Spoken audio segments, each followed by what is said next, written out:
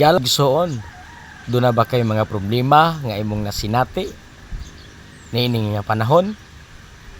Sultian ta ka igsoon nga ang saad sa Dios nagaingon sa Jeremias 33 bersikulo 3, nag-ingon siya nga sangpita ako og tubagon ko ikaw og ipakita ko kanimo ang mga katingalahang mga butang nga wala mo masayri. So sa ato pa tungod kay mo'y gusto sa Dios nga kung sa panahon nga kita dunay masinati nga problema sa atong kinabuhi, problema nga usahay makaingon ta nga murag wala na kasulbaran apan nag-ingon ang Jeremias, sangpita ako og tubagon ko ikaw.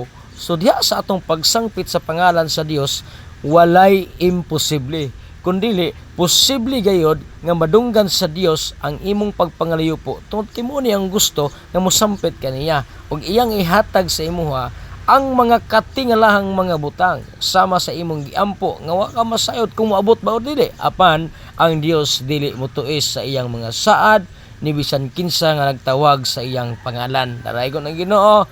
God bless sa tanan.